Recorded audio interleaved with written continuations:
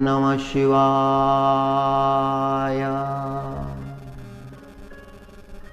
ओम नमः शिवाय।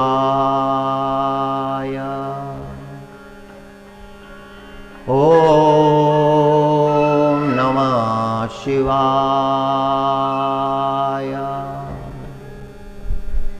वंदे शारदपूर्णचन्द्रवदनं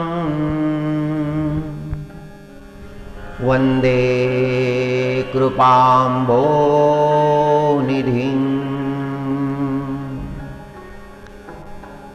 वन्दे शम्भुपिनाकखण्डनकरं वन्दे स्वभक्तप्रियं वन्दे लक्ष्मणसंयुतं रघुवरं गोपालचूडामणिं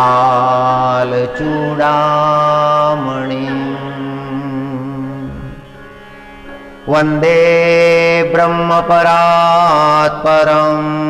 गुणमयं श्रेयस्करं शाश्वतम्।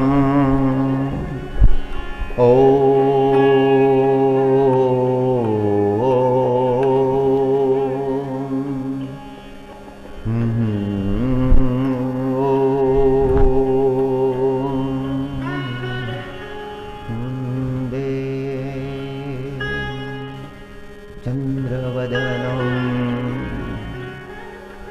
वन्दे कृपाम्भोनिधिं श्रीराम श्रीराम श्रीराम। ओम अहमेव स्वयं इदं वदामि जुष्टदेवे विरुता मानुषेभि यं कामयेतं तमुग्रं कृणोमि तं ब्रह्माणं तमृषीतं सुमेधधाम। वागीश्वरी देवीचं हे वचन आहे।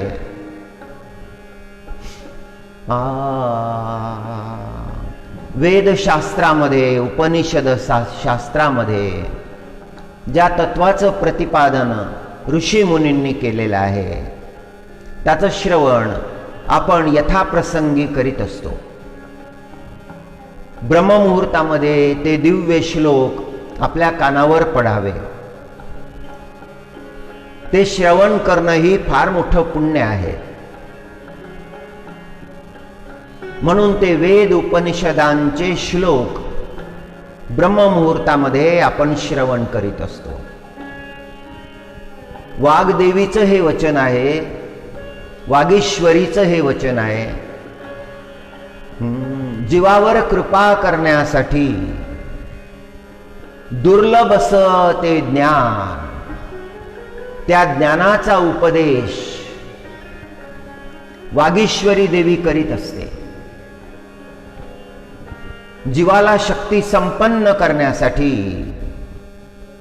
बलशाली करण्यासाठी, यशस्वी करण्यासाठी, मनस्वी करण्यासाठी, प्रतिभावान करण्यासाठी जगामध्ये त्या जीवाला वागीश्वरी देवी श्रेष्ठ बनवत असते।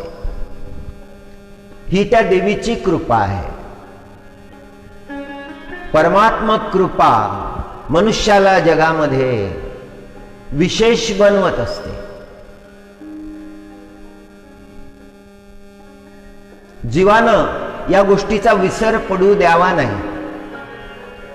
आपल्यामध्ये जे जे प्रगट झालेलं आहे, ज्ञान प्रगट झालेलं आहे, विद्या प्रगट झालेली आहे, शौर्य प्रगट झालेलं आहे, बल प्रगट झालेलं आहे, लौकिक कीर्ती ही सगळी आपल्याला प्राप्त झालेली आहे. याला कारण परमात्म्याची कृपा आहे. आपल्या स्वतःची काही योग्यता नाही. जे आहे ते परमात्म्याचं आहे.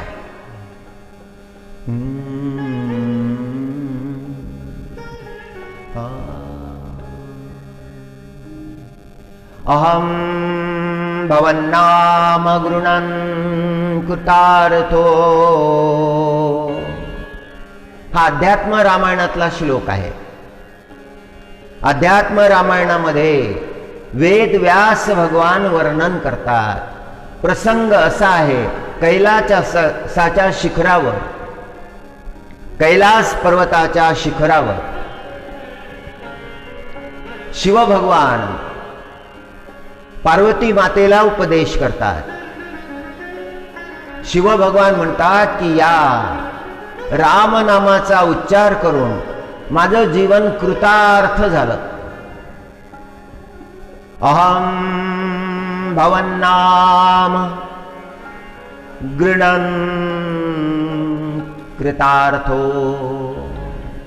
रामप्रभूच्या नामाचा जप केल्यामुळे, त्या नामाचं गायन केल्यामुळे मी कृतार्थ झालो, मी धन्य झालो.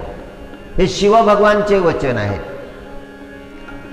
वसामि काश्यामनिशं भवान्या. हे भवानी, मी काशीमध्ये निवास करतो.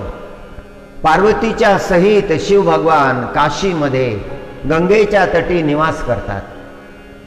अहम भवन्नाम गृणन् कृतार्थो वसामि काश्या मनिशं भवान्या. फार मधुर शब्द आहेत. मुमूर्षमाणस्य विमुक्तेऽहं दिशामि मंत्रं तव राम नाम. काशीमध्ये निवास करून काशीमध्ये जे प्राण त्याग करतात त्यांना मी तारक मंत्र देत असतो. जो कोणी काशीमध्ये मृत्यू पावेल त्याला तारक मंत्र साक्षात शिव भगवान देत असतात. त्या मंत्राचा उच्चार करावा लागतो. काही समाजामध्ये अशी परंपरा आहे की अग्नी देण्याच्या पूर्वी, त्या मृतात्म्याला अग्नी देण्याच्या पूर्वी त्याच्या कानामध्ये राम नामाचा उच्चार करतात. जन्मभर त्यांनी जरी रामनामाचा उच्चार केला नाही तरीही त्याच्या कानामध्ये रामनामाचा उच्चार करतात. कितीही दुराचारी, पापी, फार भयंकर चरित्राचा, पातकी, विश्वासघातकी जरी मृत्यू पावला तरी त्या रामनामाचा उच्चार करण्याची परंपरा आहे.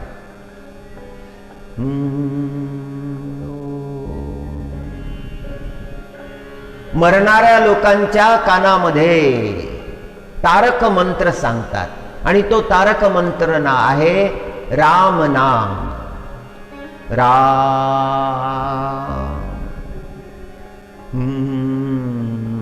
राम राम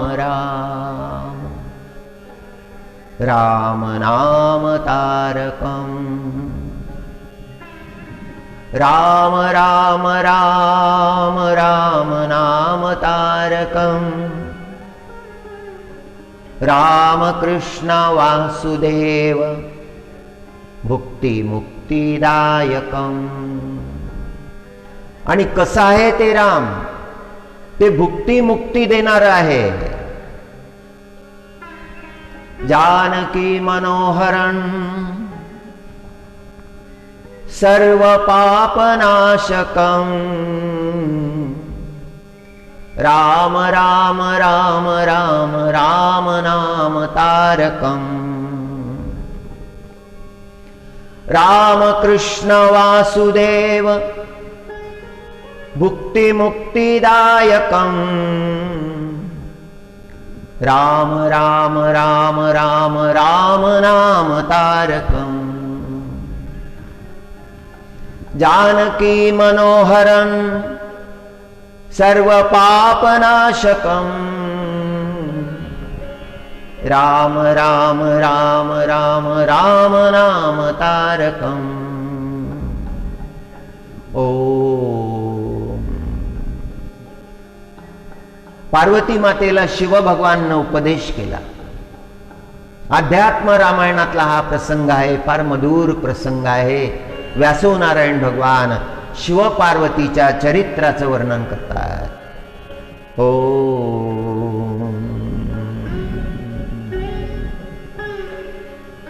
संत चरित्राचा महिमा आहे। व्यासो नारायण भगवान साक्षात नारायणाचे अवतार, पण अवतार धारण केलेला आहे भगवन नाम गुण गायनासाठी, भगवन नामाचं गुणगान करण्यासाठी देह धारण केला आणि जन्मभर त्या परमात्म्याचं गुणगान केलं। जगाला शास्त्र दिले,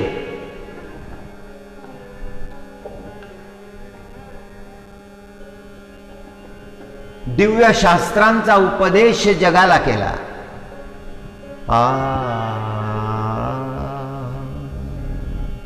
व्यासो नारायणाकडे एक ऋषी आले आणि त्या ऋषींनी निवेदन केलं की महाराज, विकार फार प्रबल आहेत।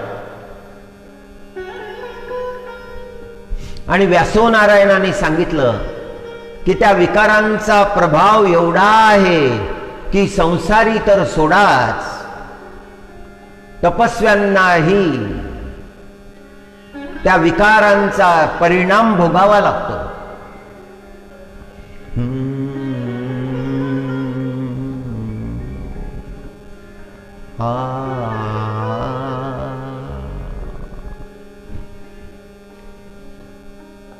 प्रत्येक प्रसंगी प्रयत्न करून मनुष्यानं ते विकार जिंकले पाहिजेत।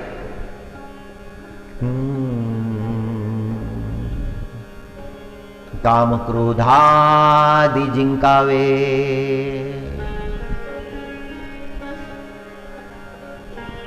प्रभु ध्यानी चित्त एकाग्र करावे, परमतत्व जीवी धरावे अखंड। जमेल त्या प्रयत्नानं ते काम क्रोध जिंकावे। प्रभाव फार प्रचंड आहे, जिंकणं फार अवघड आहे, पण प्रयत्न करावे।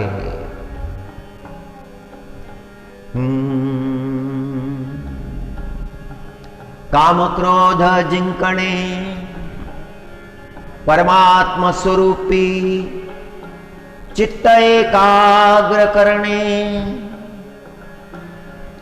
तपाचे तप हे घडणे मनुष्य देही। हे तपाचंही तप आहे।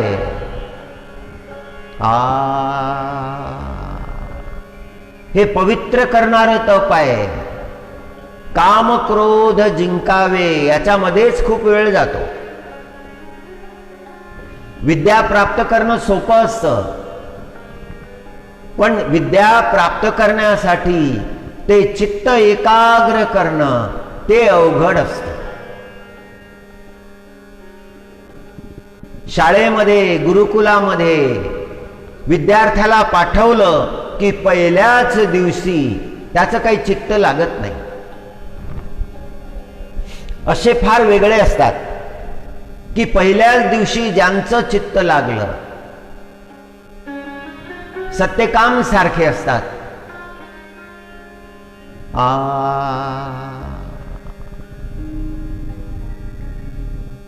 फार वेळ लागतो, चित्त एकाग्र करण्यामध्येच वेळ लागतो.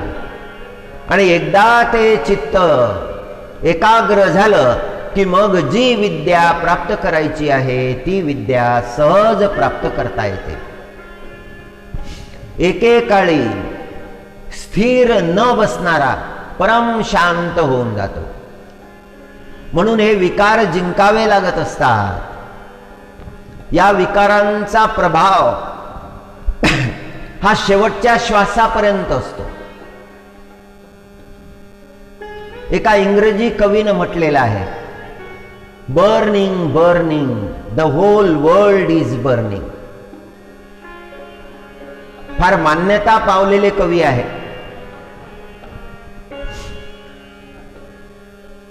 फार मोठा सन्मानही त्यांनी प्राप्त केला जीवनामध्ये. इंग्रजीमध्ये काव्य केलं, पण भारतीय संस्कृतीचा अभ्यास केला,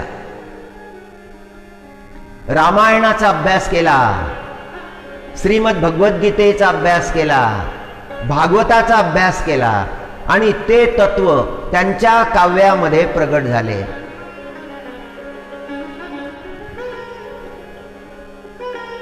त्यातल्या 2 ओळी आठवतात, burning burning the whole world is burning. Some burning with lust, some burning with anger.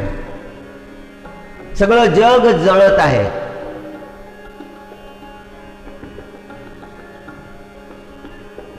काही वासनेनं जळत आहे, काही क्रोधानं जळत आहे. त्यांनी केलेल्या काव्यामध्ये या तत्वाचा उच्चार फार विस्तारानं केलेला आहे. आपल्या संस्कृतीचा परिचय जेवढा आपल्याला व्हायला पाहिजे तेवढा परिचय काही विदेशी लोकांनी करून घेतलेला आहे.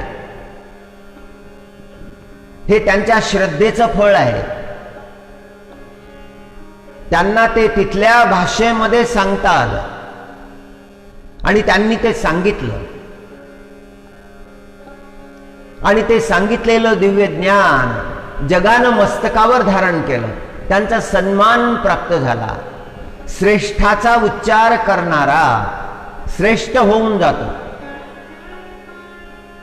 जो वाणीनं श्रेष्ठ तत्वांचा उच्चार करतो तो श्रेष्ठ होऊन जातो.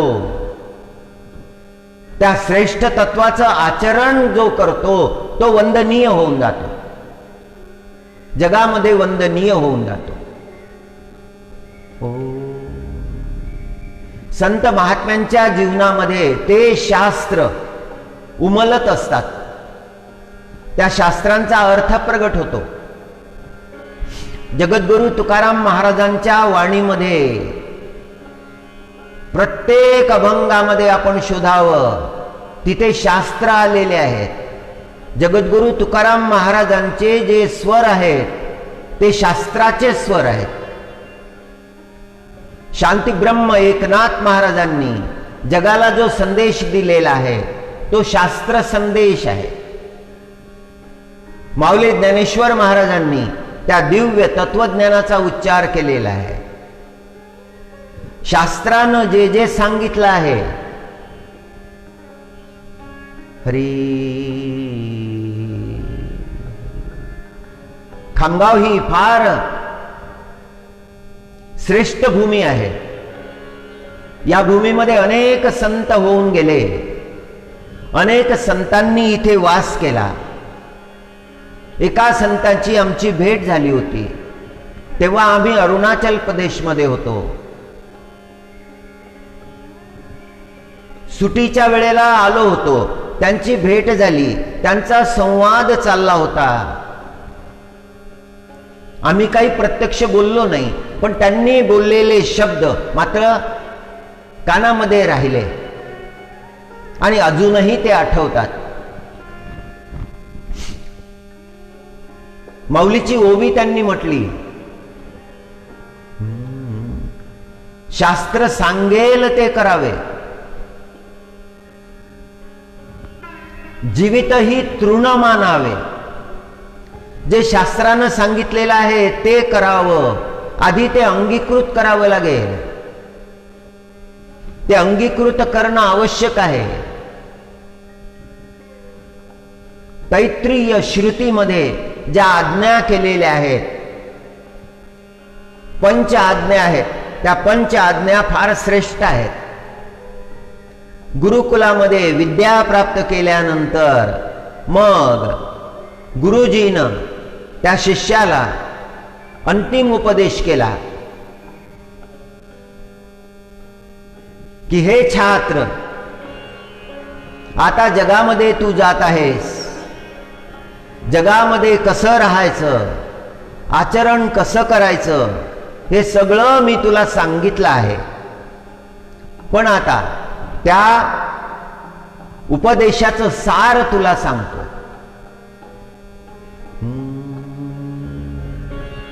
हरि ओम. आणि फार सुंदर उपदेश आहे. दिव्य अशा आज्ञा दिलेल्या आहेत.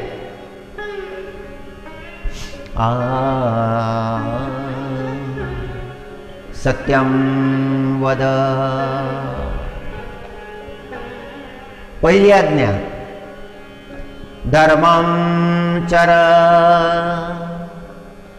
दुसरी आज्ञा मातृदेवो भव. तिसरी आज्ञा पितृदेवो भव.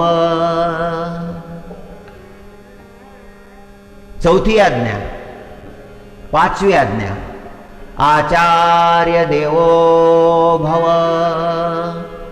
या सुरुवातीच्या प्रथम 5 आज्ञा आहेत. ह्या 5 पायऱ्या आहेत जीवनाच्या. यांचं पालन करून जीवनाचे 5 सोपान प्राप्त करायचे आहेत, 5 शिखर प्राप्त करायचे आहेत. युधिष्ठिर महाराजांनी हे तंतोतंत पालन केले. पहिली आज्ञा सत्यम वद. सत्य आधार आहे, जीवनाचा आधार आहे सत्य. हो. मनुष्य आचरण कसा करतो, त्याच्या आचरणाचा आधार काय आहे, तर शास्त्रांनी सत्याला आधार सांगितला आहे. प्रसंग पहावे, महात्मजनांचे जीवनातले प्रसंग पहावे.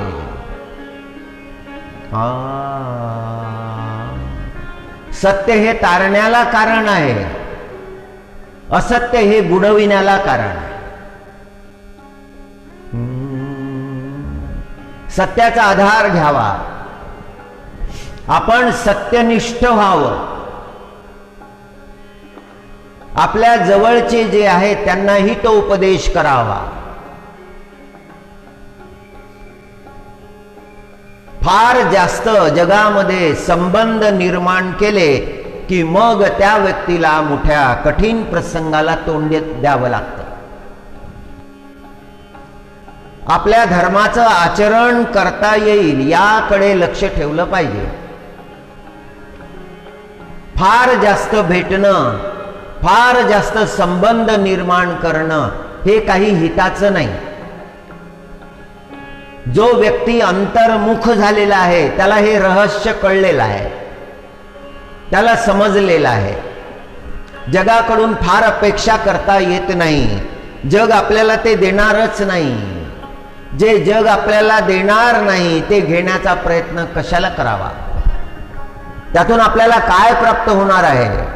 प्राप्त तर होणारच नाही, पण नुसता ताप होईल.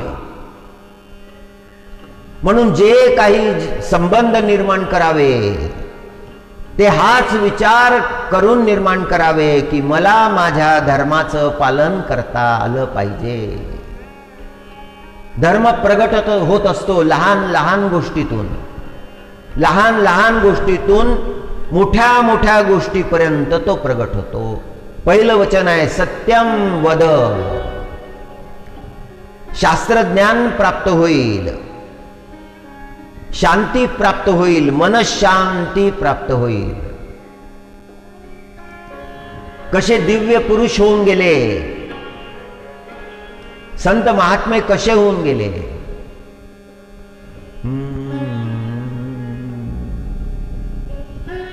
हरे हरे. पहिली आज्ञा सत्यम वद. युधिष्ठिर महाराजांनी तिचं पालन केलं आणि त्रेतायुगामध्ये इक्ष्वाकू वंशाचा इतिहास आलेला आहे. वशिष्ठ ऋषींच्या शिष्यांचे अनेक प्रसंग आहेत.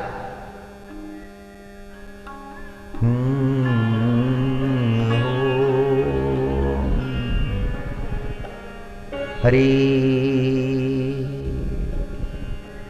दुसरी आज्ञा आहे धर्मम चर. कारण सत्य असल्याशिवाय धर्माचं आचरण करता येत नाही. ज्यांनी सत्याचा त्याग केला त्यांच्याकडून धर्माचं आचरण होणेच नाही.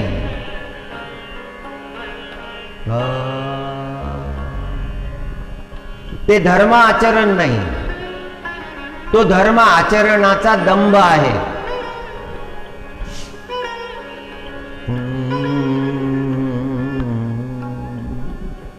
धर्म आचरण केल्यानं जीव जगामध्ये पूज्य होऊन जातो. हा 18 पुराणांचा संदेश आहे. हा 4 वेदांचा संदेश आहे. 6 शास्त्रांनी दिलेलं हे दिव्य ज्ञान आहे. शेवटी धर्माचं आचरण, सत्य धारण करायचं, शास्त्रानं दिलेल्या आज्ञांचं पालन करायचं, धर्म आचरण करायचं. शेवटी धर्म जात असतो सोबत, धनसंपदा जात नाही. जे जे आपण एकत्र केलेलं आहे, प्राप्त केलेलं आहे, ते सोबत जात नाही. अंगावर एखादा अलंकार असला तर घरातली मंडळी म्हणतात की तो अलंकार काढून घ्या आता. त्या मृतदेहाला घरामध्ये ठेवत नाही, पण त्या मृतदेहानं जिवंत असताना जे अलंकार धारण केले आहेत ते मात्र सांभाळून ठेवतात.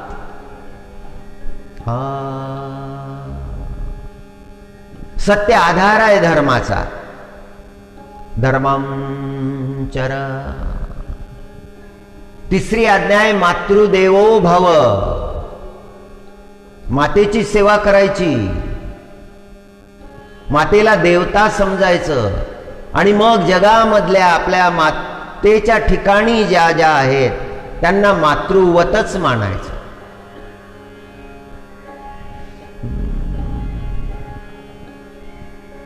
One man lost his mother. He was crying in the hospital. I lost my mother. I lost everything. There is no purpose to live now. आई गेली, आता माझ्या जीवनात काही राहिलं नाही. माझ्या जीवनाचा उद्देशच संपलेला आहे. तो रडत होता, आक्रोश करत होता. एका बंगाली अधिकाऱ्यानं हे पाहिलं.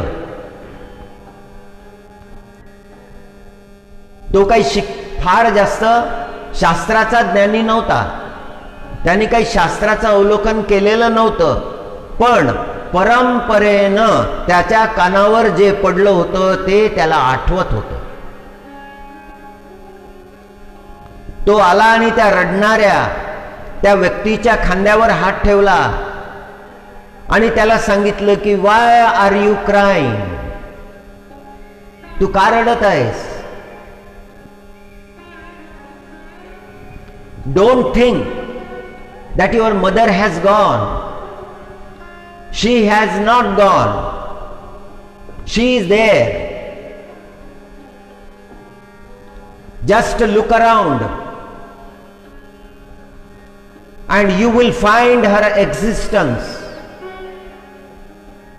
जरा आजूबाजूला पहा आणि तिचं अस्तित्व तुला जाणवेल. रडणारा तो व्यक्ती शांत झाला. शास्त्राचं कोणतंही ज्ञान नसलेल्या त्या अधिकाऱ्यानं जो उपदेश केला तो अंतःकरणामध्ये ठसला. त्यावेळी त्या शब्दांचा जो प्रभाव झाला तो परम शांत झाला. जी काय क्रिया कर्म होते ते कर्म केले. आणि नंतर तो त्या अधिकाऱ्याला भेटला आणि म्हणायला लागला की that day you told that I am feeling now. त्या दिवशी तुम्ही जे सांगितलं त्याचा अनुभव मी घेतो आहे. आत्मतत्वाचा उपदेश केला होता. भारतीय संस्कृतीनं आत्मतत्वाबद्दल जो उपदेश केलेला आहे तो यत्र तत्र श्रीमद भगवद्गीता इतर ग्रंथामध्ये भागवतामध्ये प्रगट झालेला आहे. देहाचा नाश आहे, आत्म्याचा नाश नाही, हे परम तत्व सांगितलं आहे.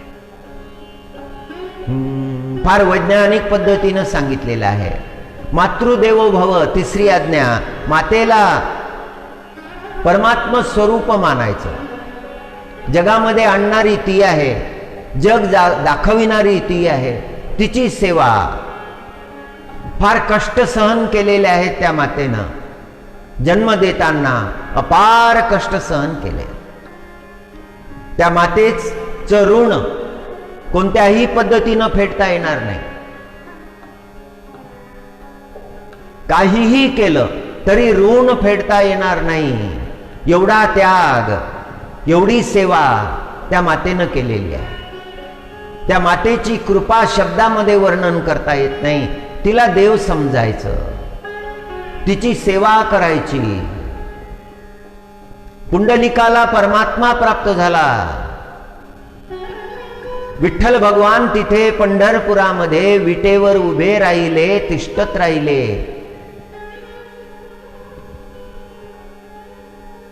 हे केवळ त्या पुंडलिकाची मातृ पितृ सेवा पाहून.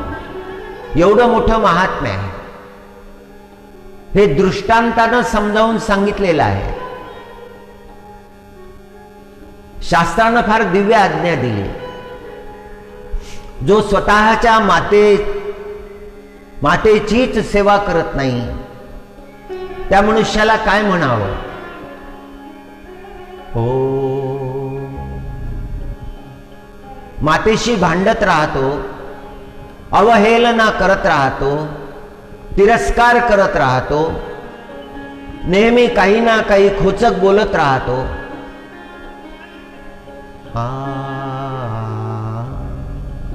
अनेक कथा प्रसंग शास्त्र पुराणामध्ये आलेले आहेत.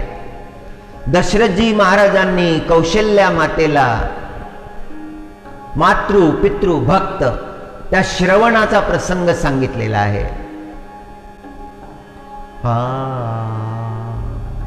प्राण जाण्याची वेळ आलेली आहे तरी त्या बालकाच्या अंतःकरणामध्ये मात्या पित्यांना जल नेऊन द्यावं हा एकमेव विचार आहे. अनन्य निष्ठा. देवत्व जीवनामध्ये तेव्हाच येईल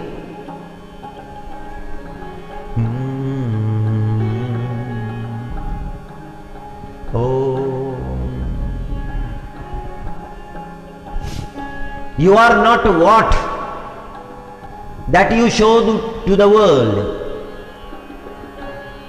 तू काही ते नाहीस जे जगाला दाखवतो. You are not what that you show to the world.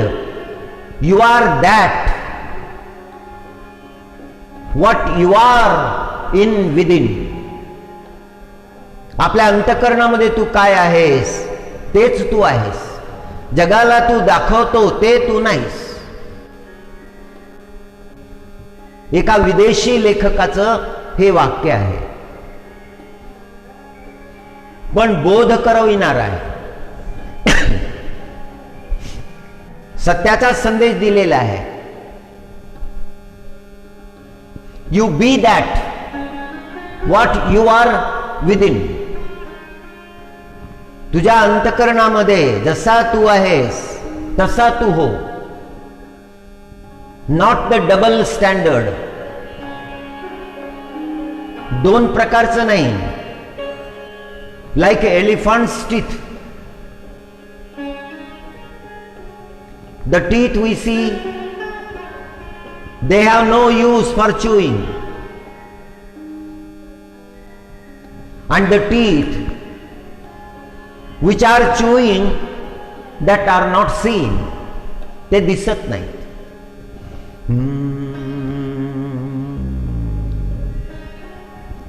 तिसरी आज्ञा केली मातृदेवो भव.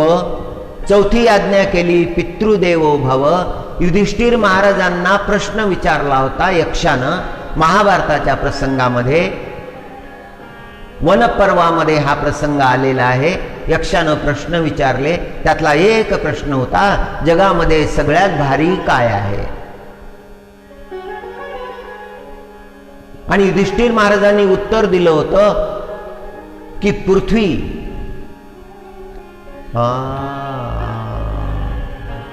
पृथ्वीपेक्षा भारी मातृतत्व आहे.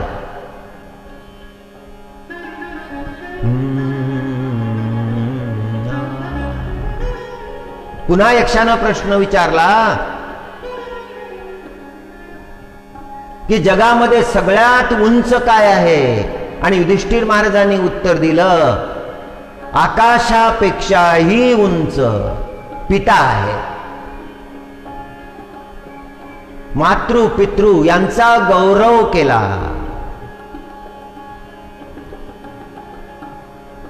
माता हे तीर्थाचं तीर्थ आहे. हो. आणि पिता हा देवांचा देव आहे. हरी देवत्वाचा भाव प्रगट केलेला आहे. मातृ देवो भव, पितृदेवो भव. कारण त्यांच्याबद्दल आदर भाव, पूज्य भाव जर जीवनामध्ये प्रगट झाला नाही तर आचरण शुद्ध होणार नाही. ते धन्य आहेत जे मातृ पितृ सेवेमध्ये लागलेले आहेत.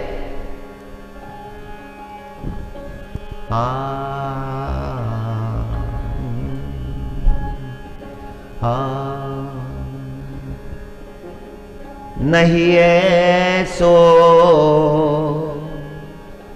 जन्म बार बार.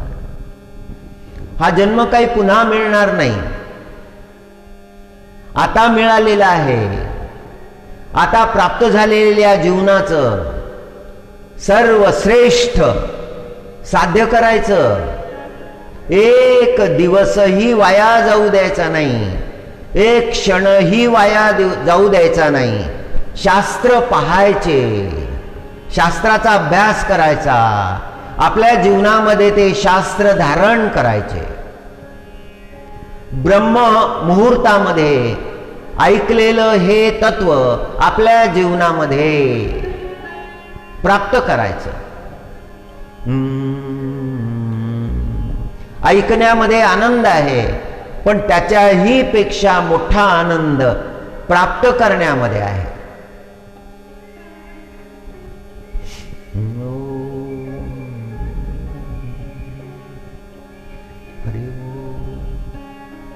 हा भवसागर तरुण जायचा आहे.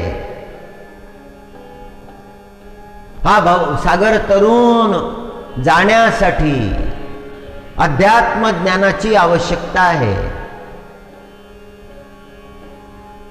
जलाशय जर खोल असेल तर पोहणं आलं पाहिजे.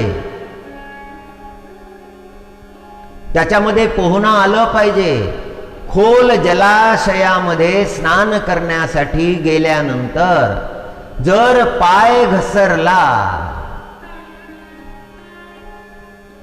आणि पुढच्या पावलानंतर जलाशय फार खोल आहे, मग तरण्याचा काही मार्ग नाही.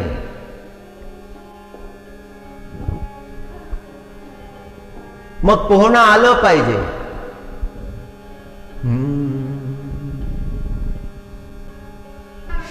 Swimming is must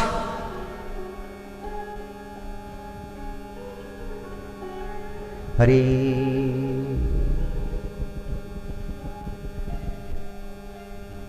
एका बालकाला पोहायची इच्छा होती.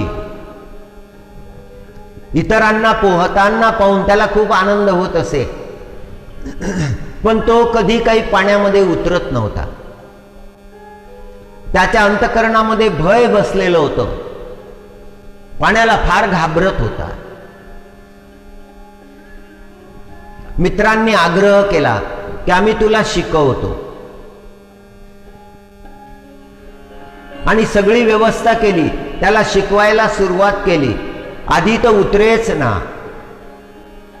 एक ट्यूब आणलं, त्या ट्यूबला आधार दिला त्याचा, तो तरंगला आणि मग तो पाहायला लागला इतर कसे हालचाली करतात, आणि ते पाहून त्यालाही वाटायला लागलं की आपल्यालाही पोहता येईल. आणि मग तो शिकायला लागला. शिकता शिकता शिकता एक वेळ अशी आली की त्या ट्यूबची काही गरज राहिली नाही आणि तो पोहायला लागला. एक कला त्याला प्राप्त झाली. त्याच्यामध्ये तो आत्मविश्वास निर्माण झाला. तो आत्मविश्वास फार महत्वाचा आहे. जीवनामध्ये यशस्वी होण्यासाठी आत्मविश्वासाची फार गरज आहे. Everyone needs courage and confidence. प्रत्येकाला आवश्यकता आहे. If he has courage and confidence, then he can achieve the success in life. त्याला जीवनामध्ये यशाची प्राप्ती होते. These are the small tips to be successful in the world. ह्या छोट्या छोट्या हिंट्स आहेत, हे संदेश आहेत. पण या विचारातून आपल्याला एक संदेश मिळतो, जीवनाचा एक मार्ग मिळतो. शब्दांचं महत्व नाही, अर्थाचं महत्व आहे. एका दिवशीच्या प्रवचनामध्ये आलं होतं की अर्थ ही शब्दाची प्रतिष्ठा आहे. अर्थ हे शब्दाचं अंतःकरण आहे. अर्थ हे शब्दाचं सार सर्वस्व आहे. शब्दाला अर्थ सोडून गेला तर मग तो शब्द निरर्थक होऊन जातो. आपण बोलत असताना काही लोक ऐकत असतात, श्रवण करत असतात, एकाग्रतेनं ऐकत असतात. ते एकाग्रतेनं ऐकणं जे आहे तेच ऐकणं आहे. जे त्या ऐकण्याकडे लक्ष देत नाहीत ते ऐकणंच नाही. त्याचा प्रभाव होणार नाही, त्याचे परिणाम प्रगट होणार नाही. हरी.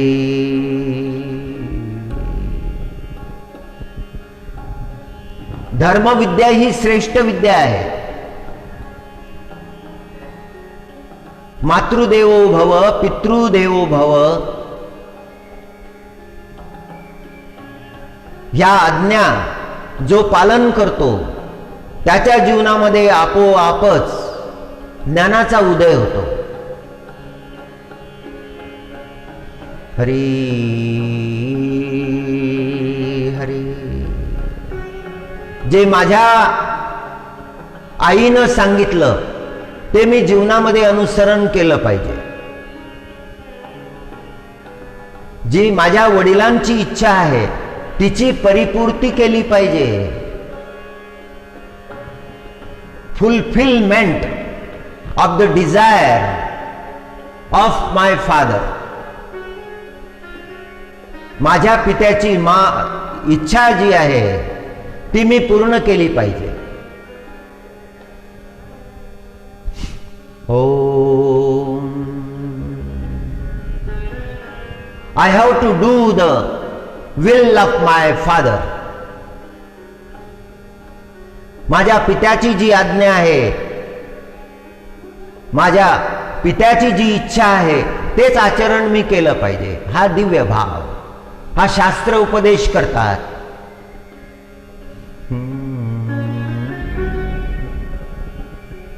हरी.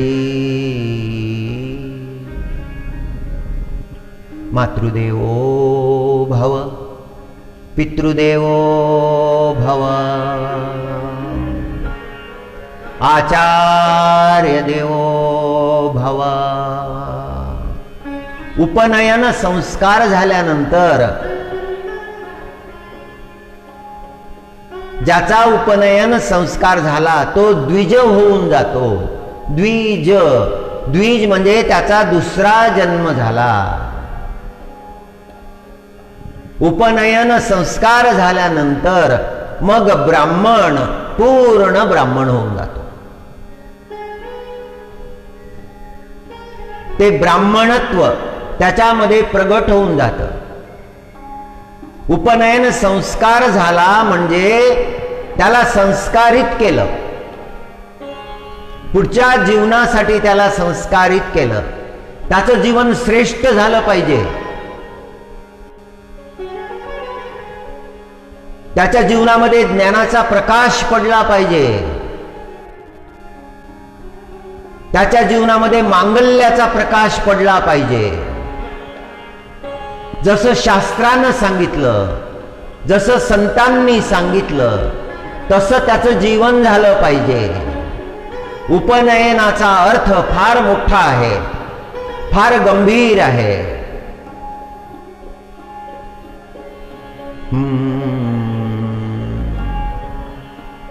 विठ्ठल पंतांनी 10 शास्त्रांचा अभ्यास केला होता। दशग्रंथी पैठणच्या गुरुकुलामध्ये मातुल गृही राहून त्यांनी शास्त्राचा अभ्यास केला होता। ज्या शास्त्रांचा अभ्यास केला तेच शास्त्र त्यांच्या जीवनामध्ये पुढे प्रगट झाले। पर्यटन, तीर्थाटन हा अभ्यासाचाच भाग होता।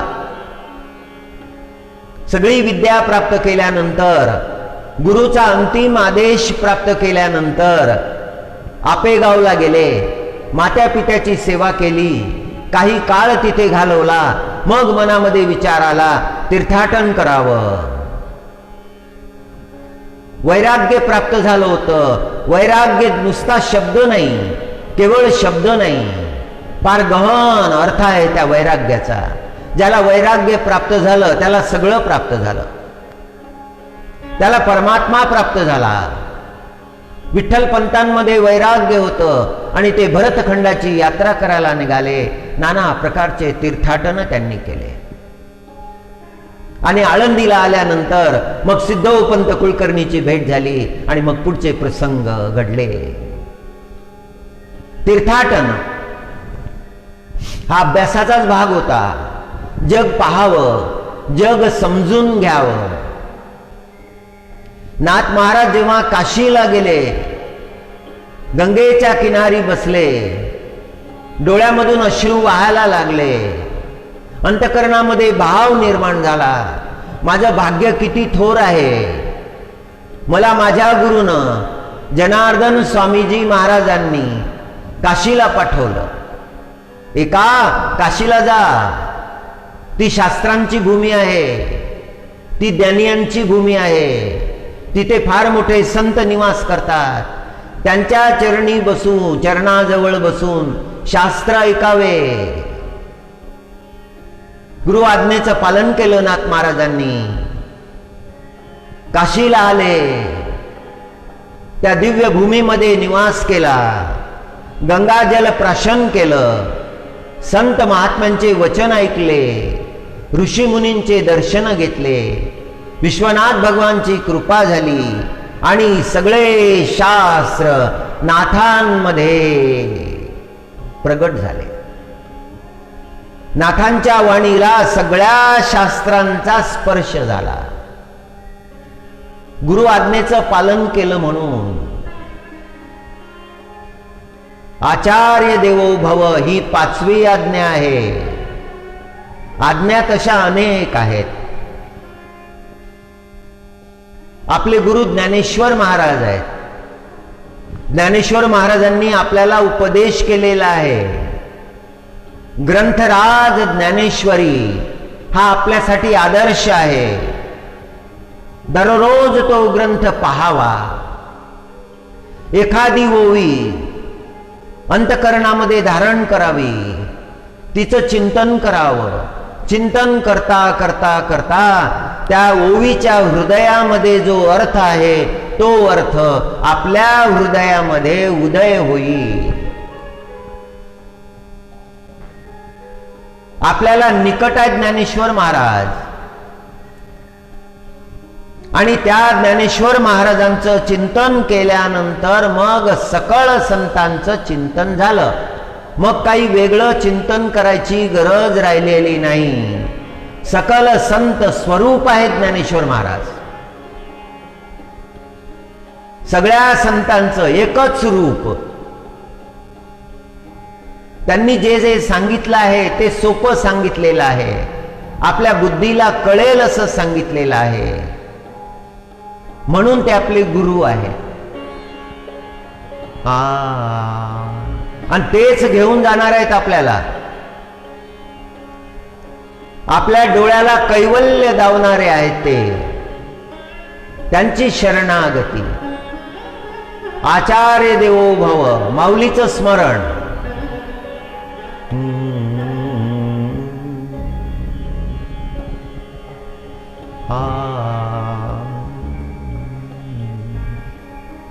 जयाने घातली मुक्तीची गवादी, मिळविली मांदी. सगळ्या संतांचं संघटन केलं, मुक्तीची पंगत घातली ज्ञानेश्वर महाराजांनी. आणि त्या पंक्तीमध्ये कुठे ना कुठे आपण असलो पाहिजे.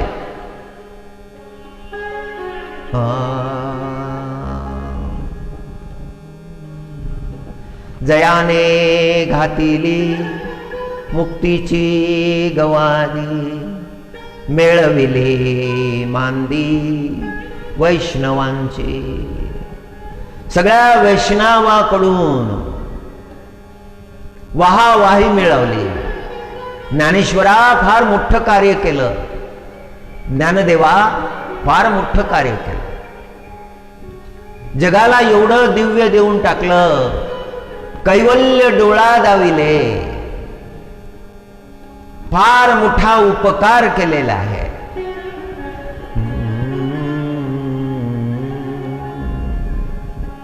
हरि ओम. मातोश्रीनं पारायण केले. निर्धन कुळातल्या त्या आईनं 2 वेळचं भोजनही मिळत नाही या गोष्टीची खंत कधी केली नाही, पण पारायण खंडित होऊ दिले नाही. आणि केलेल्या त्या पारायणांचा लाभ मात्र पुत्राला झाला. अशी सकाळ होत नसे की ज्या दिवशी ज्ञानेश्वरी पारायणाच्या ओव्या ऐकायला मिळत नव्हत्या. उन्हाळा असो का पावसाळा असो, नित्य नियमानं त्या ओव्या कानावर पडत असत. त्याचा केवढा लाभ झाला. अप्रत्यक्ष प्राप्त झालेल्या त्या अनुभवाचा केवढा लाभ झाला. शुद्ध भावानं केलेलं कोणतंही कर्म व्यर्थ नाही जात. शुद्ध भावानं केलेलं कर्म व्यर्थ जात नाही.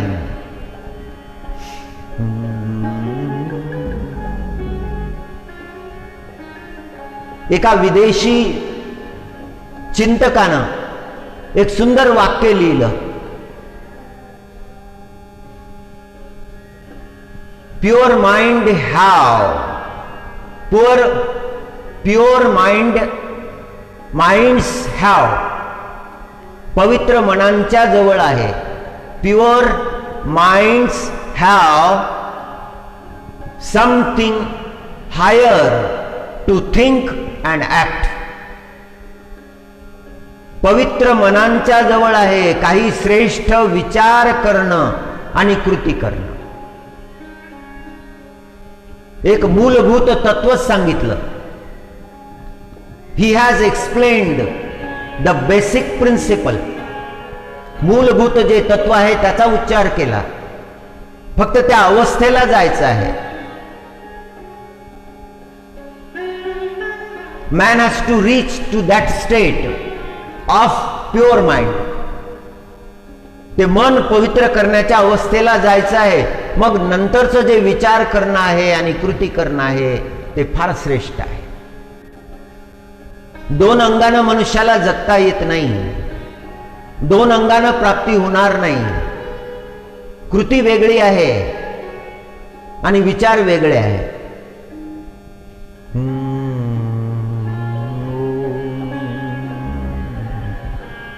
एका आज्ञेचा आणखी विचार करू.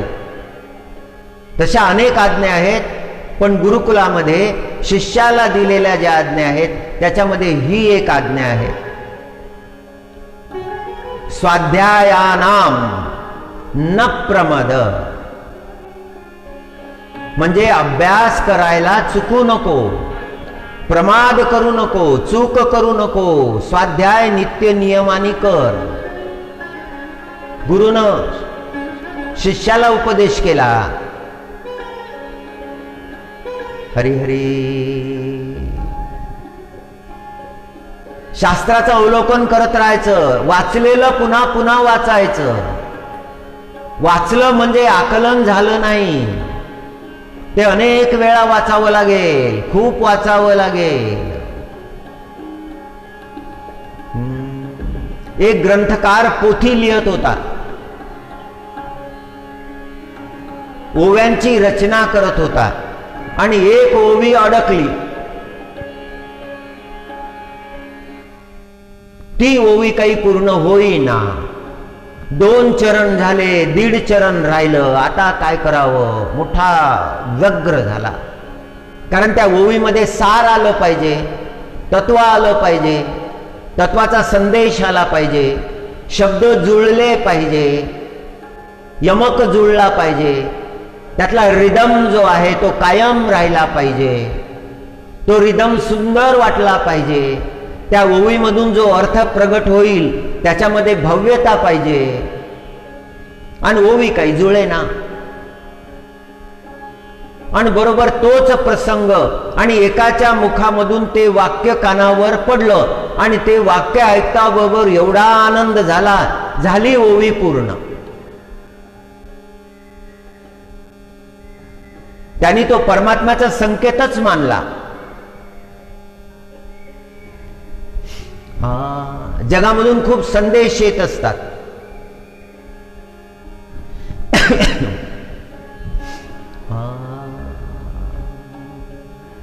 एक मनुष्याच्या समोर खूप कामं होते आणि ते कामं पूर्ण करायचे आहे आणि त्याला काही सुचत नव्हतं. आणि बाजूला 2 महिला मार्गाने चालल्या होत्या, आपसामध्ये बोलत होत्या, हिंदीमध्ये बोलत होत्या. एक महिला म्हणाली, दिन के रहते अपने काम निपटा लेने चाहिए, दिन बीतने के बाद क्या कर सकते हैं.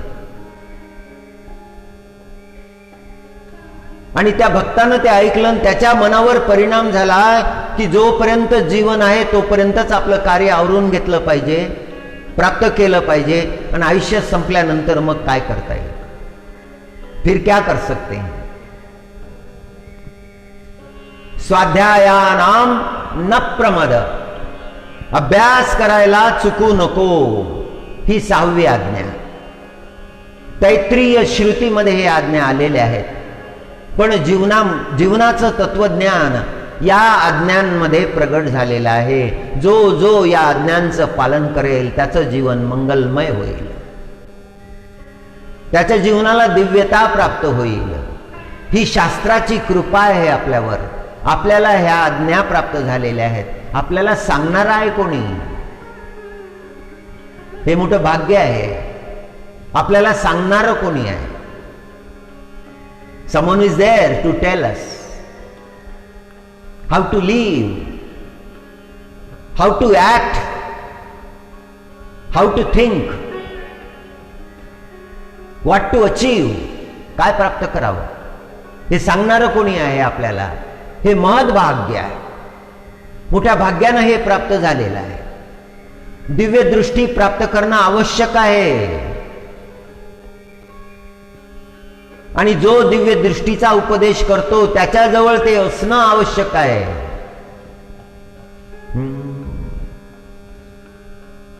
राजस्थान की मीराबाई ने बहुत सुंदर उपदेश किया है.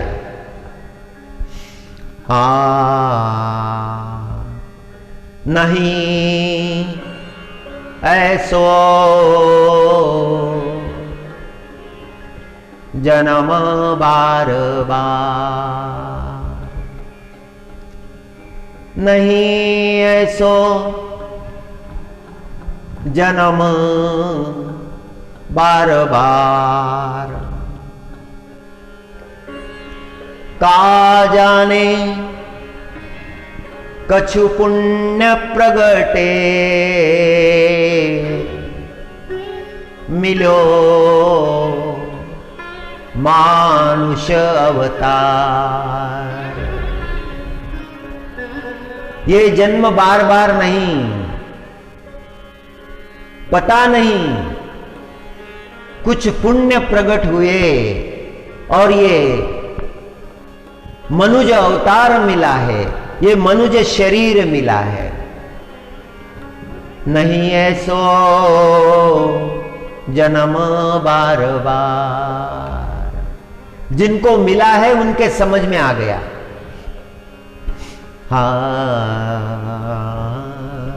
का जानू कछु पुण्य प्रगटे मिलो मनुज अवतार. नहीं ऐसो जन्म बार बार. इन पदों का चिंतन हम इसलिए करते हैं कि आपको मालूम हो जाए कि वैराग्य के पद मीराबाई ने लिखे हैं, जिसमें जीवन का वैराग्य है. मीरा जी को अपने हृदय में परमात्मा का साक्षात्कार हुआ था. कृष्ण परमात्मा का साक्षात्कार हुआ था. ये समझ में आना थोड़ा कठिन है, क्योंकि साक्षात्कार का अनुभव हमें कुछ भी नहीं है. जिसे कोई अनुभव नहीं है वो समझ भी कैसे सकता है?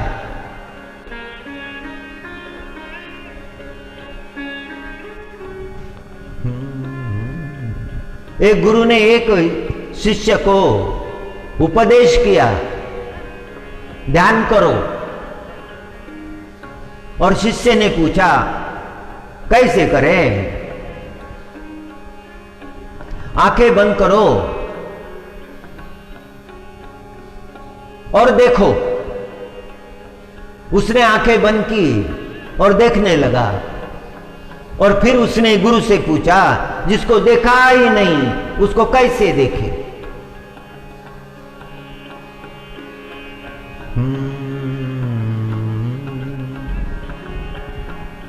गुरु जान गए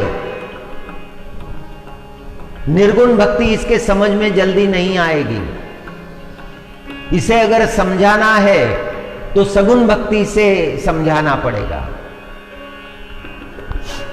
गुरु ने कहा कि राम प्रभु का मुखमंडल देखो. और उसने आंखें बंद की, मुखमंडल देखने लगा. बहुत देर बाद उसने आंखें खोली. गुरु ने पूछा, ध्यान लगा था? उसने कहा हां, कुछ कुछ लगा था. तो ठीक है, अब देखते जाओ, प्रभु को देखते जाओ. कल्पना मत करो, केवल प्रभु को देखो. अगर कल्पना करोगे तो थिंकिंग प्रोसेस चलता रहेगा और ध्यान लगेगा नहीं. निर्विचार अवस्था में जाना है. विचार जहां शांत हो जाएंगे, जहां अंतकरण सरोवर जैसा शांत हो जाएगा, विचार तो जैसे कंकड़ है, सरोवर में कंकड़ अगर फेंक दिया तो उसके तरंग उठेंगे, एकाग्रता नहीं आएगी। विचारों का काम बंद करना होगा और धीरे धीरे धीरे गुरु उसे समझा पाए और सगुण से निर्गुण की ओर उसने यात्रा की। बातें गहन होती है, श्री गुरु की कृपा से प्राप्त हो सकती है। शनै शनै धीरे धीरे वो ज्ञान प्राप्त होता है। मीरा जी अपना भाव प्रकट कर रही है। ये देह बार बार मिलता नहीं और बड़े भाग्य से, बड़े पुण्यों के प्रभाव से ये मनुष्य देह मिला है। बढ़त छिन छिन, बढ़त छिन छिन, घटत पल पल, जातन लागे बार। दोनों क्रियाओं का वर्णन किया है। क्षण क्षण बढ़ते जाता है, आयु बढ़ते जाती है। अगला शब्द निकलने के बाद एक क्षण बढ़ गई है और एक पल घट गई है। जितने वर्ष जीवित रहना है उसमें से कुछ पल घट गए हैं। जीवन में घटना है और बढ़ना है, और घटने बढ़ने का नाम ही जीवन है। आयु बढ़ रही है, शेष जीवन जो है वो घट रहा है। एक एक कदम मृत्यु की ओर जा रहा है। बढ़त छिन छिन, घटत पल पल, जातन लागे बार। जाने में समय नहीं लगा। बिरछ के जनु पात टूटे लगे। बिरछ, वृक्ष को बिरछ कहा, उस समय की भाषा। बिरछ के जन पात टूटे लगे, नहीं पुनी डार। बहुत बड़ा तत्व है। वृक्ष के पत्ते एक बार टूटकर गिरने से फिर वृक्ष को नहीं लगते। जो जीवन के पल हमने खो दिए हैं वो पुनः जीवन में प्राप्त नहीं हो सकते। जो बीत गया सो बीत गया। अब उसका व्यर्थ चिंतन काम का नहीं है। खोया बहुत है, बचा थोड़ा है। बहुत थोड़ा बचा है, वो भी बर्बाद ना हो जाए।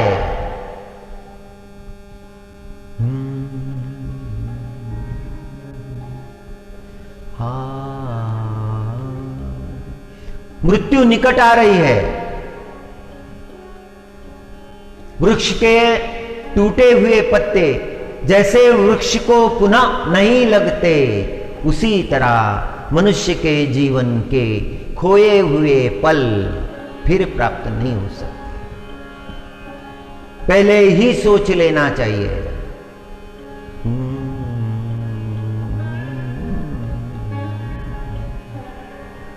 गोरख धीरे चलिबा, गोरख धीरे चलिबा, सोच के रखियो पाव। मच्छिंद्रनाथ ने गोरखनाथ जी से कहा, गोरख धीरे चलिबा, संभल कर चलो। गोरख धीरे चलिबा, सोच कर धरिबा पाव। सामने नगर दिखत है, जाना है अपने गांव। अपने गांव जाना है। अपना गांव कौन सा है? ये धरती पर जो है एक घर जैसा, एक बंगले जैसा, एक हवेली जैसा, वो हमारा नहीं है। धीरे चलो, सोचकर चलो। हमारे कदम हमारे गांव की ओर जाने चाहिए, अन्यत्र यदि चले गए तो भटक जाएंगे। किस गांव की बात कर रहे हैं मच्छिंद्रनाथ? कौन सा गांव है?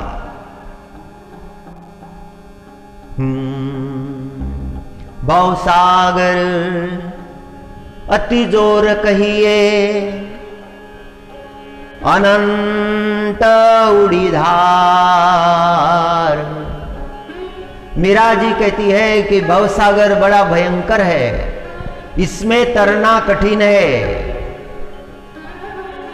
इसमें कई पड़ाव है, कई भंवरे हैं, डूबने की आशंका ज्यादा है। काम के भंवरे में डूब सकता है, उससे उबर गया तो क्रोध का भंवरा है, मद का है, मत्सर का है, मोह का है, लोभ का है, अनंत भंवरे हैं, वो निगल जाती है। भवसागर को पार करना है। कई धाराएं हैं जो समाप्त करने वाली है। और मीरा जी उपदेश करती है कि एक नौका है, वो बचा सकती है, इस भयंकर भवसागर से बचा सकती है, और वो नौका है नाम, राम नाम।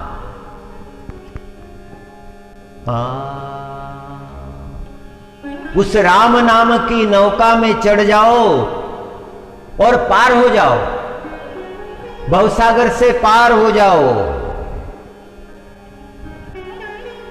साधु संत, साधु संत महंत, साधु संत महंत करत चलत पुकार।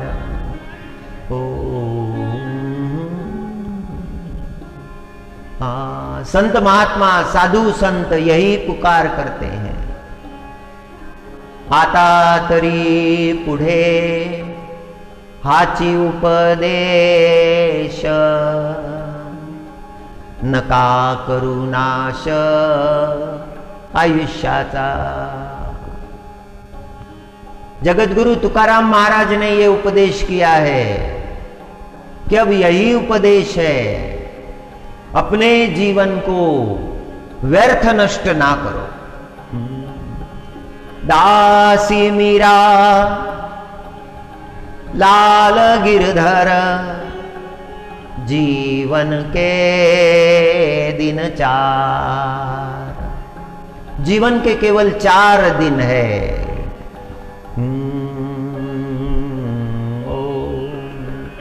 राम राघवा, राम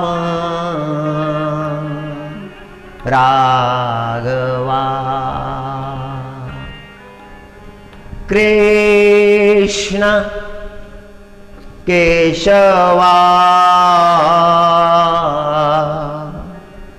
राम राघवा, राम राघवा।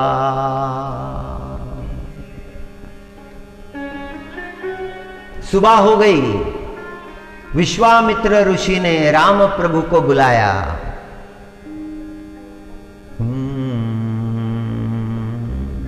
राम प्रभु ने विश्वामित्र ऋषि के चरणों में वंदन किया। प्रात कहा मुनि सन रघुराई,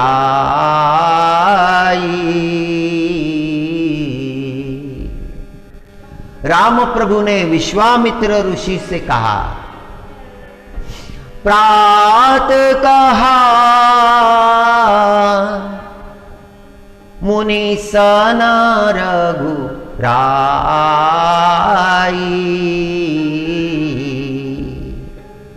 निर्भय यज्ञ करहु तुम जाई।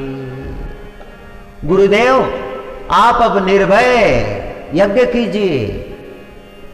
स्वर्गाश्रम का प्रसंग है, रामायण का प्रसंग है।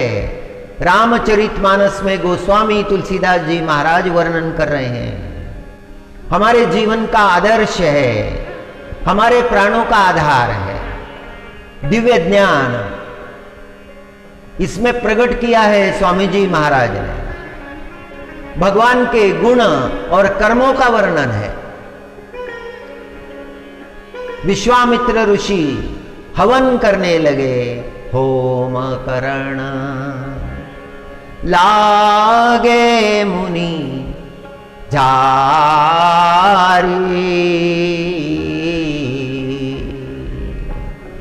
राम प्रभु और लखनलाल जी यज्ञ की रखवाली करते रहे, शस्त्र धारण किया। पूरा दिन यज्ञ चल रहा है। ओम नमः नारायणाय, ओम नमः नारायणाय स्वाहा, इदं न मम।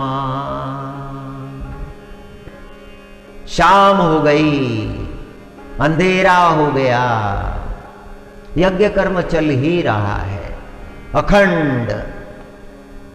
और दैत्य आए विघ्न करने के लिए, यज्ञ में विघ्न करने के लिए दैत्य आए। सुबाहु और मारीच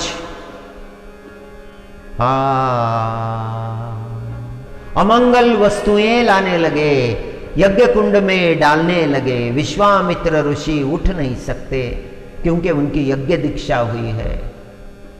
राम प्रभु ने देखा दैत्य विघ्न करने लगे हैं।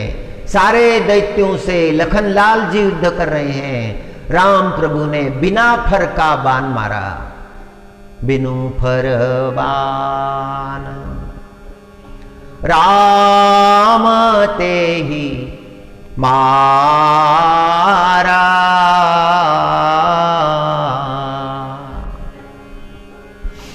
बिनु फर बाण राम ते ही मारा।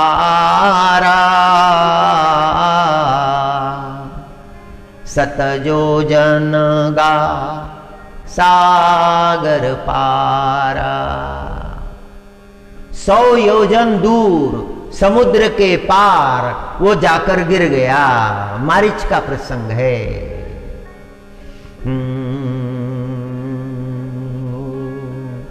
सुनी मारीच निशाचर क्रोही।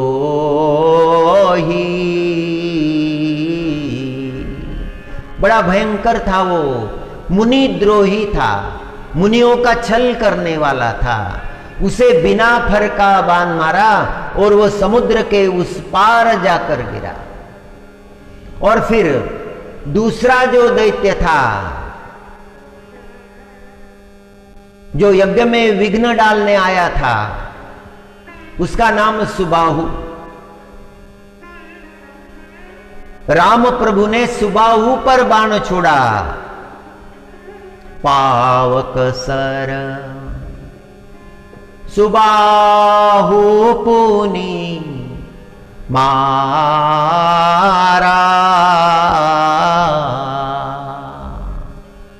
नष्ट कर दिया सुबाहु को। और लखनलाल जी ने जो दूसरे राक्षस आए थे उन्हें नष्ट कर दिया। अनुज निशाचर कटकु संहारा। कटकु का मतलब होता है सेना, अनुज का मतलब होता है छोटा भाई। लखनलाल ने सारे दैत्यों को नष्ट किया। विश्वामित्र ऋषि का यज्ञ पूरा हुआ, ऋषि प्रसन्न हुए।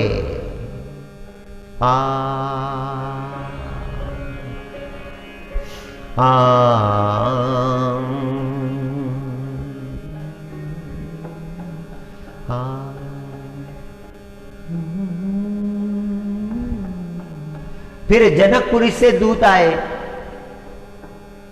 और विश्वामित्र ऋषि को निमंत्रण दिया, महाराज हम निमंत्रण लेकर आए हैं। जनक महाराज ने आपको निमंत्रण दिया है, सिया जी का स्वयंवर है, उस स्वयंवर में आपको चलना है और जनक नंदिनी को आशीष देने हैं। करबद्ध आपसे प्रार्थना है।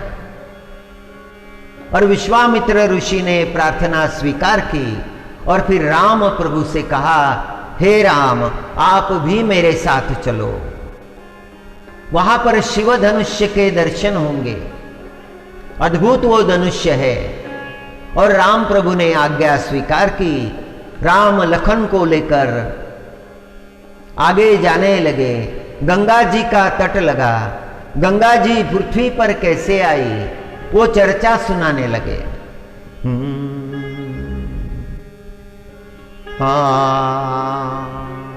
और चलते चलते चलते मार्ग में एक आश्रम दिखा, एक उजड़ा हुआ आश्रम। वहां का वातावरण बड़ा दुखी था, वहां दुख के स्पंदन थे। राम प्रभु ने अनुभव किया। राम प्रभु पूछने लगे, गुरुदेव यह आश्रम? और विश्वामित्र ऋषि बखान करने लगे। आश्रम एक दिख मग माही,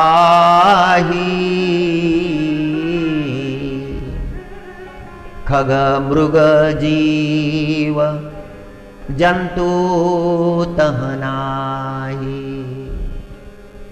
घनदाट अरण्य था,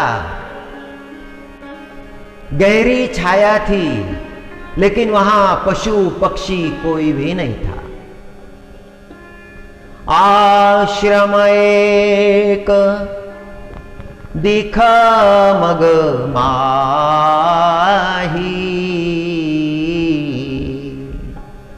खग मृग जीव जंतु तहनाही। पूछा मुनि शीला प्रभु देखी,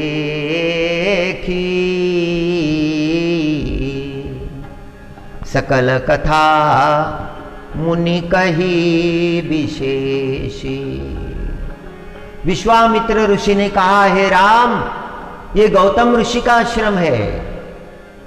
यहां पर गौतम ऋषि अपनी पत्नी अहिल्या के साथ निवास करते थे। हल्य, हल्य का मतलब होता है पाप। अहल्या जिसका मतलब होता है कि जो निष्पाप है, पाप जिससे हमेशा दूर है, वह अहिल्या। अहिल्या जी का प्रसंग सुनाने लगे। पति श्राप के कारण जो शीला बनकर पड़ी थी, पत्थर बनकर पड़ी थी, अपराध अहिल्या जी का नहीं था। ब्रह्म मुहूर्त में गौतम ऋषि गंगा स्नान के लिए जाते थे और उसी समय इंद्र ने गौतम ऋषि का रूप धारण करके आश्रम में प्रवेश किया। जब गौतम ऋषि स्नान करके लौट आए, तब उन्होंने आश्रम में देखा कि दूसरा गौतम वहां पर उपस्थित है। अहिल्या संग बातचीत कर रहा है। इंद्र के अंतकरण में अहिल्या जी के लिए दुर्भाव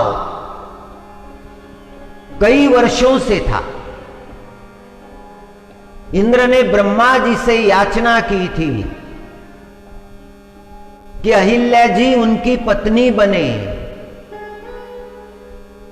और ब्रह्मा जी ने इनकार कर दिया था कि हे इंद्र, अहिल्या गौतम ऋषि की पत्नी होगी। उसी समय से इंद्र के मन में डाह था, ईर्ष्या थी, और आज अवसर देखकर गौतम ऋषि का रूप धर के इंद्र वहां पर आया। रहस्य अहल्या जी ने नहीं जाना, और सच्चे गौतम ऋषि वहां आए। उन्होंने ये दृश्य देखा और उन्होंने श्राप दे दिया, इंद्र को श्राप दे दिया कि हे इंद्र, तुम्हें 1000 घाव होंगे। इंद्र के शरीर पर हजारों घाव हुए, दंड मिला।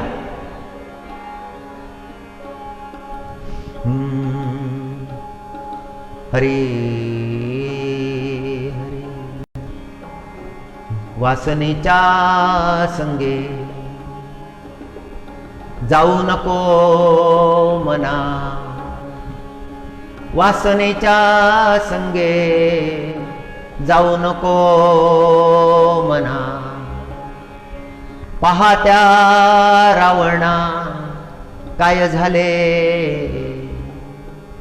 इंद्रा पडली भदे, चंद्र झाला काळा। इंद्रापद पडली भदे, चंद्र झाला काळा।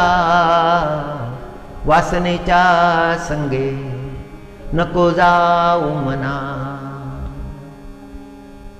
उस इंद्र को घाव हुए, पत्नी को श्राप दे दिया। दोष उसका नहीं था, फिर भी श्राप दे दिया, पत्थर की हो जाओ। और अहिल्या जी पत्थर की हो गई। गौतम ऋषि वो स्थान छोड़कर चले गए, और आज प्रभु ने उस पाषाण को स्पर्श किया, और उस पाषाण से अहिल्या जी प्रकट हुई, और अहिल्या जी प्रभु से प्रार्थना करने लगे। ये शब्द बड़े मधुर है, अपने अंतकरण के भाव अहिल्या जी ने प्रकट किए हैं।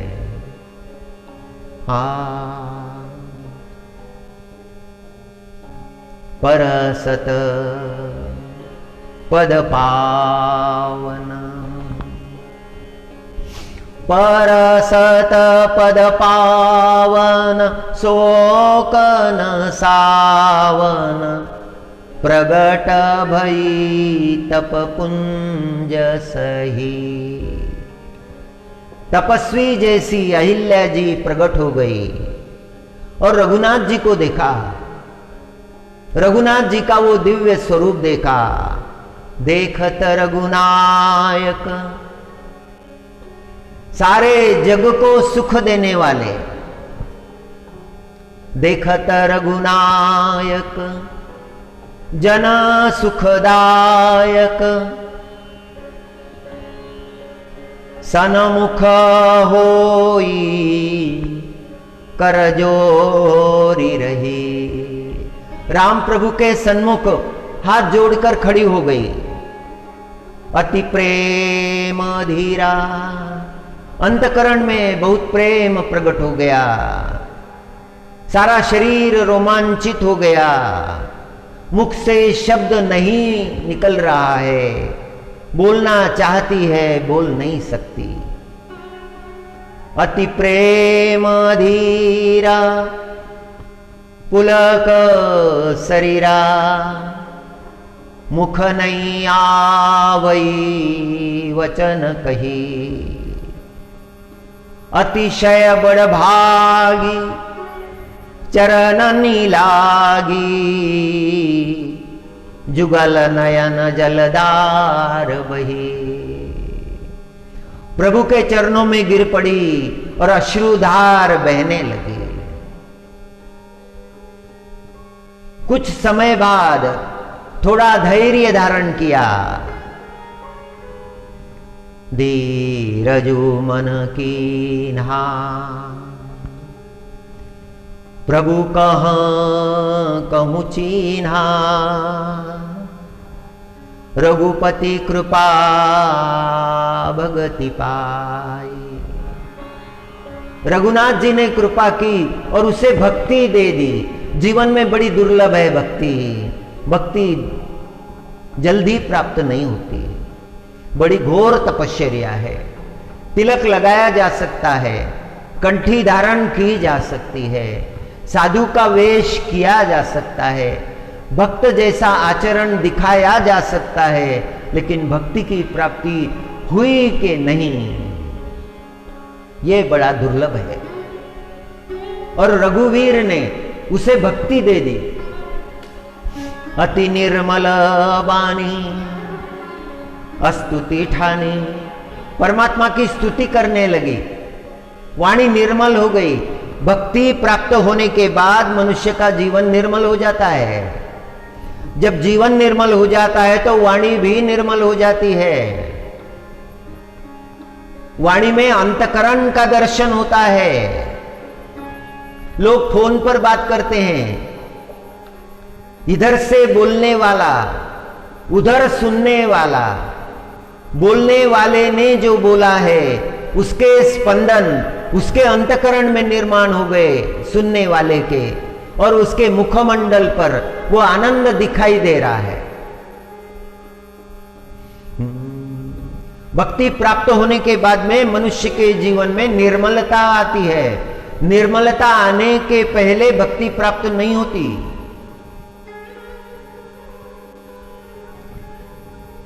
प्यूरिटी इज द कंडीशन, यह शर्त है। निर्मलता आने के बाद में ही भक्ति। Without purity it is not possible. Person cannot become devotee, भक्त नहीं हो सकता।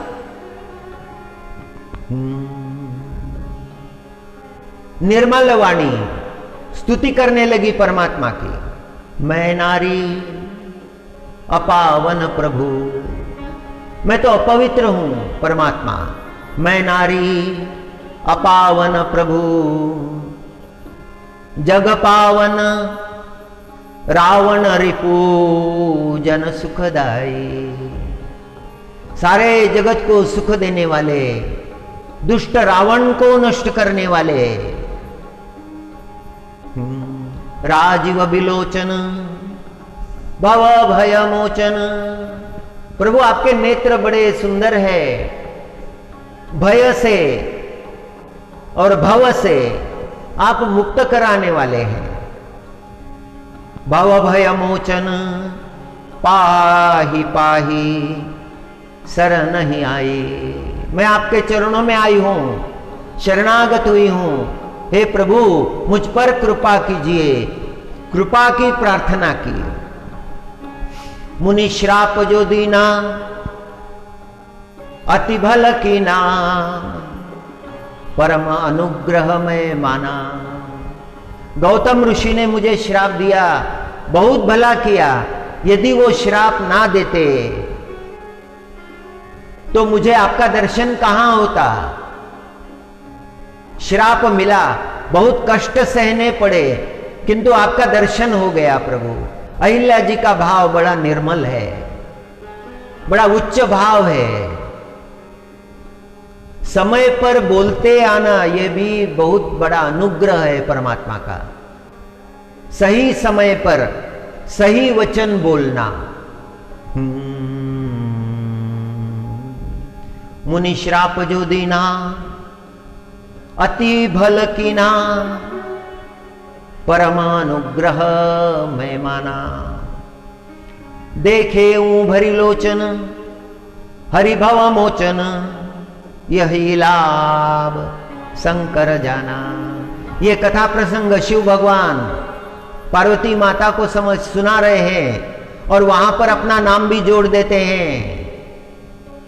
अहिल्या जी कहते हैं मैं आंखें भरकर आपको देखना चाहती हूं, डोळे भरून पाहायचं आहे तुम्हाला। देखूं बरी लोचन हरि भवा मोचन, यही शंकर लाभ जाना। परमात्मा का दर्शन ये लाभ है। बिनती प्रभु मोरी मैं अति भोरी, नाथ न मांगू बर आना। मैं बहुत भोली हूं, मैं आपके चरणों में विनती कर रही हूं। मुझे कोई दूसरा वरदान नहीं चाहिए, मुझे तो यही चाहिए, आपके चरणों में अनुराग। पद कमल परागा रस राग अनुरागा, मम मन मधुप को पाना। जैसे मेरा मन भ्रमर हो जाए और आपके चरणों की जो सुगंध है उसे मेरा मन ग्रहण करे। जही पद सुर सरिता परम पुनीता, प्रगट भई शिव शीस धरी। इन चरणों में ही गंगा जी का प्राकट्य है और उस गंगा जी को शिव भगवान ने मस्तक पर धारण किया है। इन चरणों का बड़ा महात्म्य है। सोई पद पंकज जही पूजत अज। अज का मतलब ब्रह्मा जी हो गया, जिनका जन्म नहीं है, इसीलिए उनको अज कहा है। ये जो चरण है राम प्रभु आपके, इनका पूजन ब्रह्मा जी करते हैं। हे परमात्मा, इन चरणों को मेरे मस्तक पर रखिए, हे कृपाला। सोई पद पंकज जही पूजत अज, मम सिर धरे कृपाल हरि। यही बाती सिधारी गौतम नारी, बार बार हरि चरणन परी। जो अति मन भावा सो बरु पावा, मैं गए पति लोक आनंद भरी। जो वरदान अहिल्या जी ने मांगा था वो वरदान अहिल्या जी को प्राप्त हुआ और बड़े आनंद के साथ वो अपने पति के लोक को सिधार गई। हरि हरि भजो मन राम चरण सुखदाई। जेहि चरणन से निकसी सुरसरी, शंकर जटा समाई। जटा शंकरी नाम पर्यो है, त्रिभुवन तारनाई। जिन चरणन की चरण पादुका, भरत रह्यो लवलाई। सोई चरण केवट धोइली ने, तब हरि नाव चलाई। सोई चरण संतन जन सेवत, सदा रहत सुखदाई। सोई चरण गौतम ऋषि नारी, परसी परम पद पाई।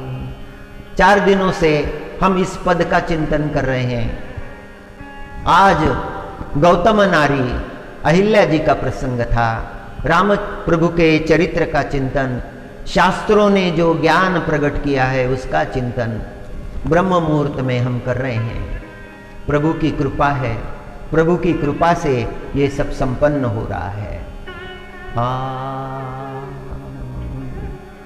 वंदे शारद पूर्ण चंद्रवदनम, वंदे कृपाम्भोनिधिं। वंदे शंभू पिनाकखण्डनकरम् वंदे स्वभक्तप्रियं लक्ष्मणसंयुतं रघुवरं भूपालचूडामणिं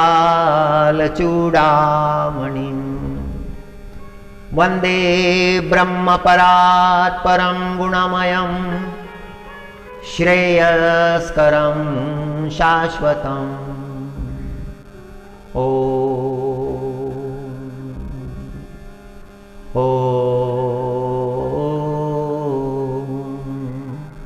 ओम नमो नारायण। ओम नमो नारायणाय।